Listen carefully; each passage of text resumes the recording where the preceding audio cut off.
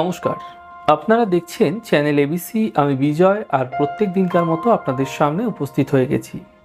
আর এখন আমরা আপনাদের সাথে আলোচনা করব শ্রাবণের পর্ব চলাকালীন আপনারা কিভাবে শিবের উপাসনা করলে আপনাদের বিশেষ মনস্কামনাগুলি দ্রুত পূর্ণ হতে পারে। দেখুন, মুখ্যত প্রথমে বলে রাখি, শ্রাবণ মাস হোক বা যে কোনো মাসই হোক না কেন, সোমবার অত্যন্ত বিশেষ বার হয়ে থাকে শিবের ক্ষেত্রে। তাই শ্রাবণে আরও অত্যন্ত গুরুত্বপূর্ণ সোমবার। তাই সোমবার দিনটা আপনারা চেষ্টা করবেন, পরপর যে 4টি সোমবার থাকবে সেই সোমবারগুলিকে আপনারা উপবাস রাখার। যদি সম্ভব না হয় ফলাহার করার চেষ্টা করবেন। যদি তবুও সম্ভব না হচ্ছে তাহলে আমিষ আহার অবশ্যই বর্জন করার চেষ্টা করবেন। দ্বিতীয়ত, শিবলিঙ্গে প্রত্যাহিকভাবে জল এবং বিল্বপত্র অবশ্যই অর্পণ করবেন। প্লেন জল, সাদা জল এবং তার সাথে সাথে বিল্বপত্র অবশ্যই অর্পণ করবেন। চেষ্টা করবেন আপনারা আপনাদের শিবলিঙ্গে কাঁচা দুধ দ্বারা অভিষেক করাতে। কিন্তু এখানে বিশেষভাবে আপনাদের মাথায় রাখতে হবে, ধর্ম বা শাস্ত্র এমন কোনো কথা বলে না যা আপনার ক্ষেত্রে অত্যন্ত ক্ষতিকারক।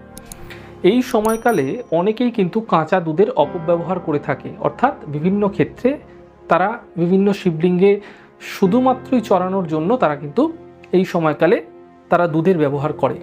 মাথায় রাখতে হবে, এটি এই কারণেই বলা হয়েছে, যেগুলোই আমরা শিবলিঙ্গে অর্পণ করি সেগুলোকেই বিষ বলা হয়েছে। তাই এই সময়কাল আপনাদের ক্ষেত্রে তরল জাতীয় দুগ্ধ পদার্থ বিষের সমান হয়ে যায়। সেই কারণে আপনারা আপনাদের জীবনে দুধের প্রয়োগ সেবনের ক্ষেত্রে কমাতে বলা হয়েছে। তাই এই সময়কালে আপনারা শিবলিঙ্গে কাঁচা দুধ অর্পণ করতে পারেন। তবুও আপনারা যদিও শিবলিঙ্গে অর্পণ করছেন তাও অল্প মাত্রায় অর্পণ করবেন, তা বিশেষভাবে বেশি মাত্রায় অর্পণ না করাই শুভ। তৃতীয়ত, আপনারা অনেকেই একটি ছোট ভুল করে থাকেন। এই ভুলটা আপনারা কখনোই করবেন না। তামার যে পাত্র রয়েছে, তামার যে ঘটি রয়েছে, তার মধ্যে করে আপনারা কখনোই কাঁচা দুধ শিবলিঙ্গে অর্পণ করবেন না। যখনই তামার পাত্রে কোনো দুধ রাখা হবে, কাঁচা দুধ রাখা হবে, দ্রুত সেটা পয়জন হয়ে যাবে, দ্রুত সেটা বিষ হয়ে যাবে। তাই এই বিষক্রিয়া দুধের থেকে বাঁচাতে আপনারা কখনোই তামার পাত্রে দুধ নেবেন না। যখনই আপনারা দুধ অর্পণ করবেন তখন সর্বদা পেতলের পাত্রে দুধ অর্পণ করার চেষ্টা করবেন। আপনাদের ক্ষেত্রে মাথায় রাখতে হবে, প্রত্যাহিকভাবে অথবা সম্ভব না হলে সোমবার আপনারা অবশ্যই কিন্তু শিব পঞ্চাক্ষর স্তোত্রের পাঠ অবশ্যই করবেন। অর্থাৎ যখনই আপনারা বিল্বপত্র দ্বারা জল অর্পণ করলেন, দুধ অর্পণ করলেন, তারপরেই আপনারা কিন্তু শিব পঞ্চাক্ষর স্তোত্রের পাঠ অবশ্যই করবেন। এরপরে আপনারা বিশেষ মন্ত্র, যা আপনারা সকলেই জানেন, নমঃ শিবায় মন্ত্রের জপ অবশ্যই কমপক্ষে 108 বার অর্থাৎ একমালা অবশ্যই করার চেষ্টা করবেন। এরপর আপনারা আপনাদের জল পান করতে পারেন। ফল মূল যেগুলি আপনারা সেবন করতে চাইছেন সেগুলি আপনারা করতে পারেন। অর্থাৎ ফলাহার এই সময় আপনাদের জন্য বিশেষভাবে লাভকারী হবে, বিশেষ করে সোমবারে।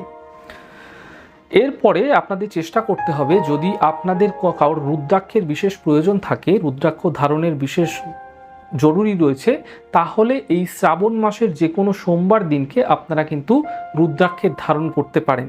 রুদ্রাক্ষ হতে পারে একমুখী, পাঁচমুখী, সাতমুখী, যে কোনো রুদ্রাক্ষই হোক না কেন, আপনারা এই সময়কালে তিথি ভেদে, নক্ষত্র ভেদে আপনারা যে কোনো সোমবার দিন দেখে আপনারা রুদ্রাক্ষ শিবলিঙ্গে জল অর্পণ করার সময়, জল অর্পণ করার ক্ষেত্রে সেই রুদ্রাক্ষটি সেখানে দিয়ে দিন এবং সমস্ত প্রক্রিয়া শেষ হয়ে গেলে আপনারা সেখান থেকে রুদ্রাক্ষটি তুলে সাদা সুতো দ্বারা অথবা রূপো দ্বারা বাঁধিয়ে আপনারা আপনাদের গলায় অথবা হাতে বা বাহুতে ধারণ করতে পারেন। তা আপনাদের ক্ষেত্রে বিশেষ ফলদায়ী অবশ্যই হয়ে থাকবে। তবে রুদ্রাক্ষ ধারণের ক্ষেত্রে আলাদা আলাদা পদ্ধতি অবলম্বন হতে পারে, যদিও বা সেটি আপনাদের ক্ষেত্রে জ্যোতিষিক আঙ্গিকে বিচার দ্বারা বিচার্য বিষয়। তাই আপনাদের ক্ষেত্রে চেষ্টা করতে হবে, যে রুদ্রাক্ষ আপনি ধারণ করছেন সেটা কি পারপাসে ধারণ করছেন সেটা বিশেষজ্ঞের পরামর্শ নিয়ে তা আপনি এই সময়কালে ধারণ করে বিশেষ ফললাভ করতে পারেন। আর এই সময়কাল অর্থাৎ পুরো শ্রাবণ মাসটা যদি আপনারা সাত্ত্বিক আহার করতে পারেন, সাত্ত্বিকভাবে থাকতে পারেন, নিয়ম শৃঙ্খলাবদ্ধ থাকতে পারেন, আধ্যাত্মিক চেতনাবোধ সারা দিন আপনারা যদি আপনাদের মনে লাগিয়ে রাখতে পারেন, এতে আপনারা আপনাদের মনস্কামনাও কিন্তু দ্রুত কিন্তু আপনারা পূরণ করতে দেখতে পাবেন। তাই যাদেরই বিশেষ মনস্কামনা রয়েছে তাদের এই বিশেষ জিনিসগুলো যদি তারা পালন করে যেতে পারেন শ্রাবণ মাস চলাকালীন, তাদের নিশ্চিতভাবে মনস্কামনা অবশ্যই পূর্ণ হতে দেখতে পাবেন।